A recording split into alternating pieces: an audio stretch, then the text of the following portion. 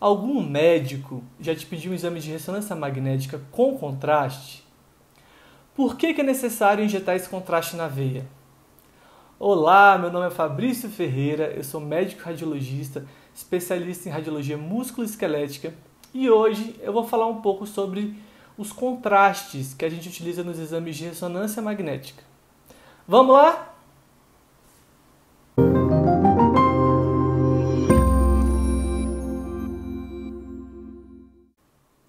É muito comum a gente ver os pacientes chegando na clínica ansiosos e preocupados com a realização do exame de ressonância magnética com contraste, especialmente quando a gente fala que vai ter contraste na veia. Então, afinal, o que é esse contraste? Por que a gente utiliza? Nesse vídeo eu vou falar para você tudo sobre esse assunto. Então, começando, o que é o contraste? No caso da ressonância magnética, é uma molécula ligada ao gadolínio. Existem diversas marcas no mercado, mas todas elas têm esse formato essencial. Por que a gente utiliza esse contraste? A gente injeta o gadolínio no paciente para a gente ter uma maior diferenciação das imagens. Então, ou seja, é mais fácil ver o que é líquido, o que é sólido, o que é cisto, onde é um vaso. Esse maior arsenal de informações que a gente coleta permite dar um diagnóstico mais preciso, mais adequado. O contraste ele pode ser ingerido pela boca, ele pode também ser colocado dentro de articulações, como por exemplo no ombro, dentro do joelho, cotovelo. Mas o mais comum é que a gente pegue esse contraste e injete ele dentro da veia, que é o mais frequente. Nesse vídeo a gente vai tratar sobre o contraste venoso, que é esse que a gente coloca dentro da veia. Como o paciente pode se preparar para realizar esse exame? Todo exame com contraste vai precisar de pelo menos 4 horas de jejum. Mas uma vez de jejum, o paciente chega na clínica e pergunta: esse contraste é seguro? E a resposta é sim. O contraste é extremamente seguro e é esse o que motivou a fazer esse vídeo. Tirar essa insegurança que os pacientes têm de realizar esse exame. Mas tem alguém que não pode usar o contraste? Sim, tem 3 grupos de pacientes que a gente se preocupa. O primeiro são os pacientes grávidas. Quando a paciente está grávida, a gente evita ao máximo usar o contraste venoso. Então a gente vai procurar fazer o exame sem contraste, ver se dá certo. Vamos utilizar outros métodos, como por exemplo ultrassom. A gente vai evitar ao máximo. Somente na última hipótese, a gente vai discutir junto com o médico obstetra se realmente se é necessário, e aí só nesse caso a gente vai usar. O segundo caso são pacientes que possuem problemas renais graves, que a gente chama de insuficiência renal crônica. Nesses pacientes a gente também evita bastante o contraste da ressonância. Mas se for necessário, a gente também vai discutir com o médico se é extremamente necessário, a gente vai escolher um grupo específico. Dentre todas as marcas que existem no mercado, existem algumas melhores nessa situação e a gente vai reservar essas para esses casos. E o terceiro grupo são casos de pacientes que tiveram uma reação alérgica anterior ao gadolínio, o que é extremamente raro. E é nesse ponto exato que surgem todas as aflições e angústias dos pacientes. Porque ter reação alérgica é algo muito comum. As pessoas têm reação alérgica a muitas coisas. Então a primeira pergunta sempre é: mas eu já tive reação alérgica quando eu fiz tomografia computadorizada. Eu posso mesmo assim fazer o contraste na ressonância magnética? A resposta é sim. E aí vem em seguida a segunda: mas eu tenho alergia a camarão. Eu sou muito alérgico, tenho alergia a todos os frutos do mar.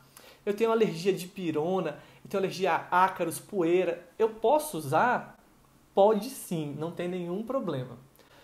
O contraste, o gadolínio, é extremamente seguro e as reações alérgicas ao gadolínio são muito raras. A gente vai falar um pouco mais sobre isso. Uma pergunta que surge também é aquela que eu nunca usei o contraste. Será que eu sou alérgico? Então, se você nunca usou o contraste, você não é alérgico, pode ficar tranquilo. Como é o passo a passo que vai acontecer? Uma vez na clínica, você vai chegar, você vai ser atendido, você vai preencher uma ficha de segurança em ressonância magnética, uma ficha de segurança em contrastes, que vai incluir essas informações que eu comentei. Em seguida, vai pegar um acesso, que é um acesso? É pegar um tubinho, colocar na veia e deixar ali. Você vai começar o seu exame.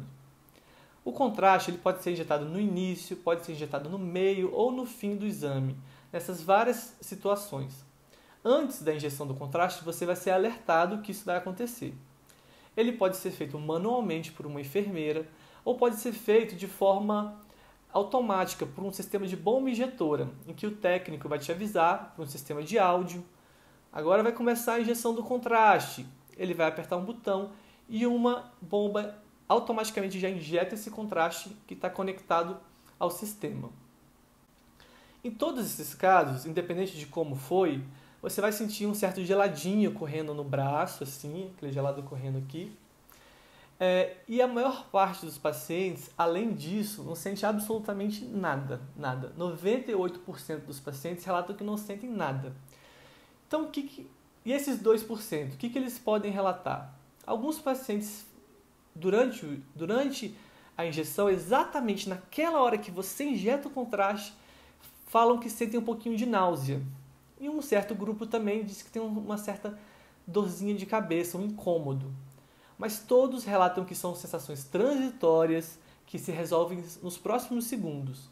Então, caso você faça um exame e sinta isso, fique tranquilo que essa sensação vai passar. Mas existe alguma outra coisa que pode acontecer?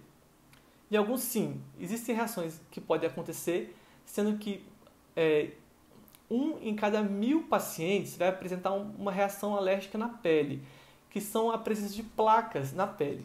Essas placas também são reações não graves, que a gente não se preocupa. Elas aparecem cerca de minutos depois da injeção do contraste e elas se resolvem sozinhas. Então, esses são os principais eventos que podem acontecer. São os mais frequentes. São reações transitórias que se resolvem sozinhas, que a gente não precisa intervir com medicação. Basta você orientar o paciente, conversar, explicar que aquilo é uma reação transitória e geralmente isso é suficiente, o paciente fica tranquilo. Até muitas vezes, quando ocorre essa reação, que surgem placas na pele, o paciente às vezes sai tranquilo, sem sentir nada. Às vezes ele olha o braço e aí depois ele fica um pouco preocupado. Poxa, o que é isso? Somente conversar, orientar, saber que isso pode acontecer e que é transitório. Mas existe alguma coisa a mais que pode acontecer? Existe. Assim como todas as medicações que a gente utiliza na medicina, existe a possibilidade de uma reação alérgica mais grave, que leve a uma dificuldade respiratória. Mas o mais importante a saber é que, mesmo essas reações, quando elas acontecem, que são raríssimas vezes, quando a gente institui o tratamento, ela responde ao tratamento. Então, se você precisa fazer um exame com contraste, não deixe de fazer. O gadolínio é um contraste extremamente seguro e o arsenal de informações que a gente traz a mais é muito importante em muitos casos. Se por acaso alguma vez você apresentou uma reação tipo náusea, uma reação transitória, uma leve dor de cabeça ou essas placas que podem aparecer na pele, não se preocupe. Mesmo assim, você ainda pode fazer novamente o exame. Caso seja solicitado uma outra ocasião, no futuro, você tem que fazer novamente esse exame. Posso fazer? Pode. Então, esse vídeo é feito para tranquilizar em relação a esses casos. Então, hoje a gente viu que os contrastes de ressonância magnética têm como base o gadolínio. A gente viu também que tem 3 grupos de pacientes que precisam de cuidado especial. As grávidas, os pacientes em que os rins já não funcionam adequadamente, chamada insuficiência renal crônica, e os pacientes com reação alérgica anterior ao gadolínio. A gente viu que mesmo assim eles são contrastes extremamente seguros e que, se necessário, você deve utilizar para fazer o seu exame. Se esse vídeo te ajudou de alguma forma, deixa o seu like aqui, dá um joinha para a gente produzir mais conteúdo e obrigado por assistir mais uma vez. Se você quer ter mais informações sobre radiologia, sobre imagem e medicina e imagem, escreve aqui embaixo nesse canal Imagem Simples para a gente produzir mais conteúdo. Muito obrigado e até a próxima!